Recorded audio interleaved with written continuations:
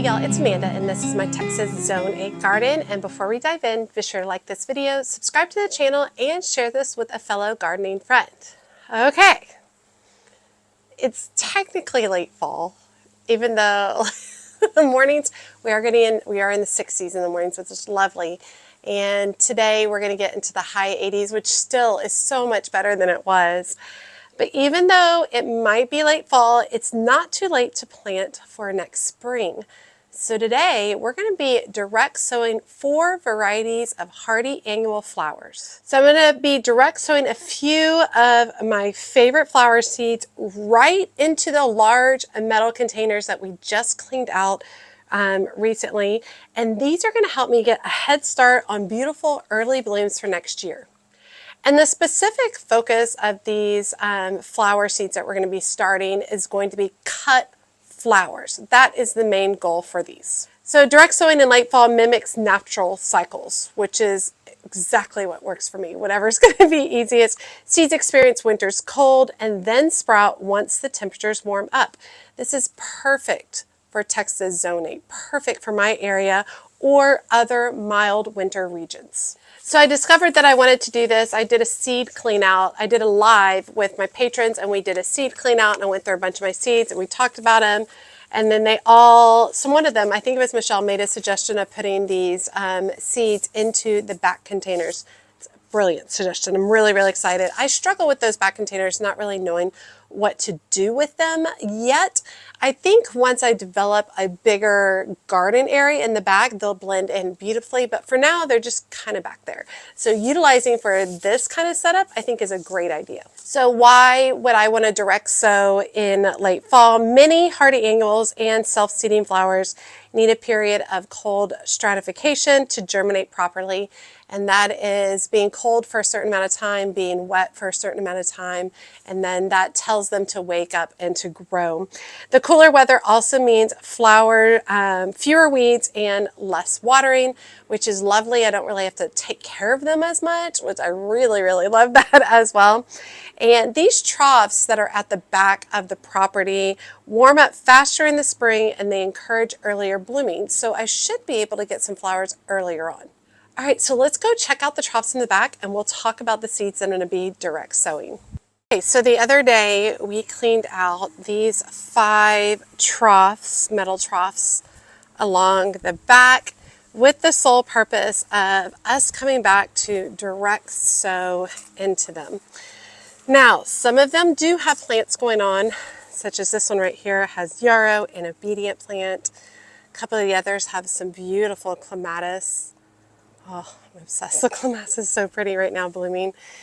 So they've all got some things a little bit going in them.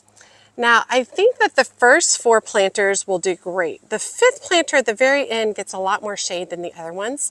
So I'm not really sure how that's going to go. So we'll have to give it a little test and see what happens. All of these planters are against the wall back here and they face north, that direction.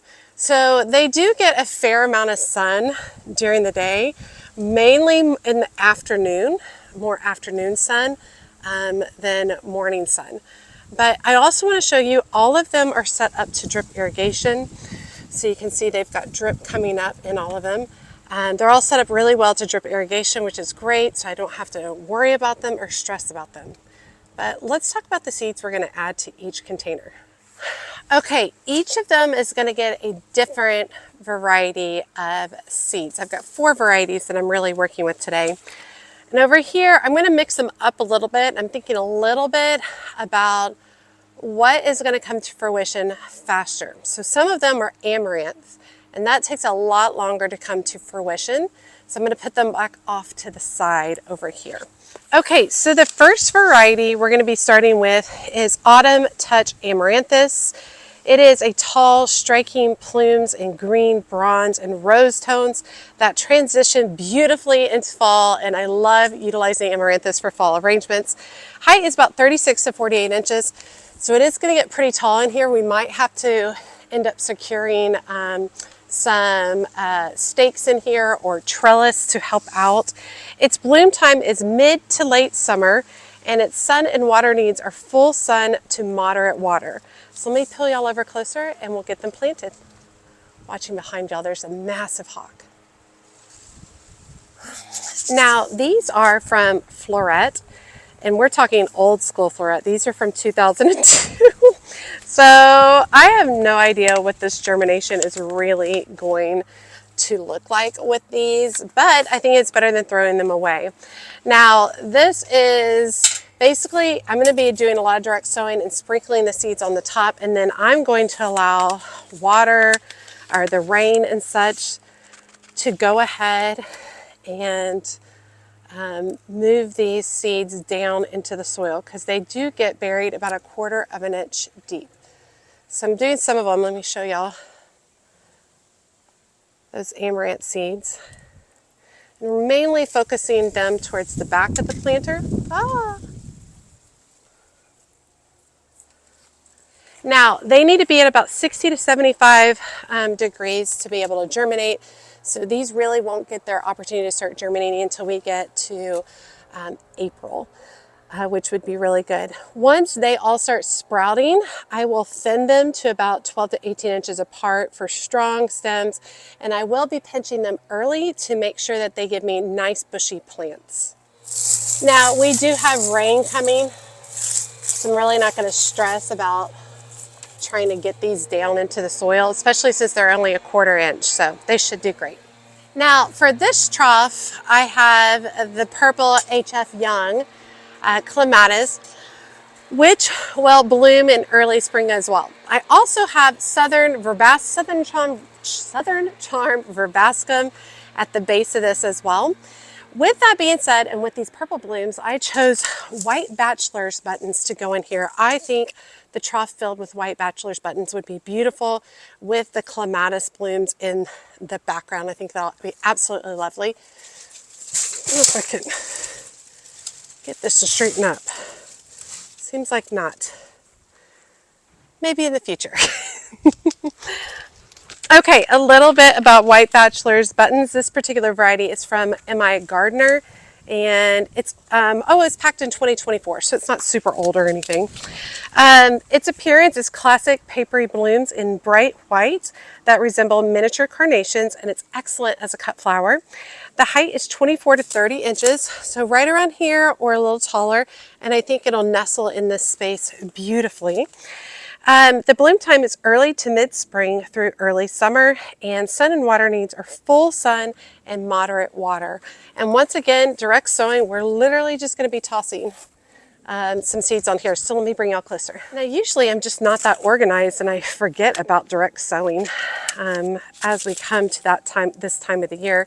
Feeling really good because I've been doing all those, smaller projects, and this has allowed me to get to this point. So let me show y'all the Bachelor button seeds. We're not going to use all of them, that's a lot. But they are surface soaked, so literally I'm just going to be sprinkling them along here. And then with rain coming this week, they will tamp all those down. So super simple, super easy. You can also come through, since they're surface sowing, you can just press them down if you want to do. I don't think it's necessary, but that is up to you. My area where these are is more protected than if they were out in the middle of the garden, so I'm not really stressed about them getting blown away or anything like that, but yeah, looking good. Okay, this is the middle trough, number 3, and it has a Dr. Rupel clematis in it. I think that at some point I'm going to have to figure out how to secure these a little bit better. But the Dr. Rupel clematis is not quite as intense as the HF Young. It is a beautiful pink color. And with that being said, I wanted to put something else in here that would really complement that. So I chose Ageratum Mixed. And I think with this being a central focal point, this is lined up with the arbor over here that has the climbing roses. I think this will be a beautiful viewpoint when the clematis is blooming, and then Ageratum. Now, the Ageratum most likely will be later on in the season. It blooms more towards summer. The clematis blooms a little bit earlier. I still think it's going to be wonderful. Okay, so the Ageratum mixed is from Baker Creek Heirloom Seeds, and it was good until 2023, so we'll see. A lot of these are old seeds, so we'll just see what ends up happening. It has a soft, fuzzy clusters of blue, lavender, pink, and white flowers. Adds great texture to arrangements, and I do love Ageratum in arrangements. Its height is approximately 18 inches, so not real big, and the soil goes down about a foot, so it's really just going to come right above here, which I think will be really nice. Its bloom time is late spring through summer, and its sun and water needs are full sun to part shade, moderate water needs. And it will get some part shade, but it'll get a lot of sun. But let me bring up closer so you can see what these seeds look like. All right, so we got this packet of seeds. Be little bitty. Ooh, super tiny. Tiny, tiny little seeds. I'm gonna close my hand because we do have some wind going and I don't want them to all blow away. These are surface sow and they need light to germinate. So this is literally what we're gonna do. I'm just going to sprinkle in this area, and I am going heavy on the seeds because this is, a lot of these are older, so germination rate is most likely lower. One thing that's really cool about this one is it has beautiful red gladiolus in here. So we'll have the clematis bloom, then the ageratum will come to fruition, and then finally the red gladiolus. So we will get multiple months of blooms in this one container. Okay, container number 4. We're going to do another variety of amaranth or amaranthus in here. I think in this container there are some gladiolus bulbs. I think they're pink purple or they're red. I can't quite recall. I don't have any vines in here. I would love to add eventually another variety of clematis. I'd like to add a jackmani in here, but I think before I do that, I want to replace these trellis. I want to put some wood trellis. I did have someone ask in my last video what these were. These are cattle panels that I cut in half. I just used some really like big, heavy duty metal cutters, and I cut them in half lengthwise to make them a little smaller, and it works really great going from container to container. However, I don't like the height of them because I got my container so spread out. I would like to do taller and something to match with the trellis that I made, the arch trellis that I made myself. So I'd like to make a coordinating one. Okay, this next amaranthus is Mira Amaranth, and it is also by Floret, and it was packed in 2022, so it's pretty old. Its appearance is a unique tassel-like amaranth with cascading feathery blooms in muted rose and green tones, good for drying, which I love flowers that dry beautifully. And then its height is 30 to 36 inches tall. It blooms mid to late summer, and its sun and water needs are full sun to moderate water. So let me bring you off forward so y'all can see what these look like too. And these have really long tassels on them. They're absolutely beautiful, and you can see the beautiful color of the amaranth seeds. And we will just sprinkle these in. These are also about 1/4 of an inch deep, but like I said, I'm not really stressing about it because a lot of these are going to work their way down anyway into the soil, so I think it's going to be fine. I don't feel the need to water everything right now. I'm not trying to get these seeds to sprout now. I'm just trying to get them in place so that when the time comes, they have enough moisture, they have enough heat, then they will begin to sprout. Okay, and then finally the very last one, which also had some massive water issues, and I actually drilled holes in it the other day to allow for the water to seep out a little bit better. And so the soil already looks a ton better. So anyway, this one gets a lot of shade. I don't actually have a lot of confidence in this one, but I'm just going to toss something in there to see what happens. And I'm going to add more of the white Bachelors buttons. And like I said, it's just a sprinkle in here, just like we did on the other ones. But I don't actually have a lot of confidence in this one because it's in so much shade. But hey, maybe in the future, maybe this winter, I'll grow a bunch of like coral bells and we can fill this whole space with coral bells. That would be lovely. I'd love to see some giant white calla lilies in here. Oh my gosh, those would be absolutely gorgeous. And they would be like this tall. So there are possibilities for this in the future. But for now, we're just going to toss the seeds in and see what happens. All right, I'm pretty obsessed with how little time that takes. For me, it's a reminder situation. So hopefully this video is reminding you as well to go in and start doing some direct sowing for some beautiful blooms in early spring. I'm excited to actually utilize these troughs. I really haven't utilized them as much.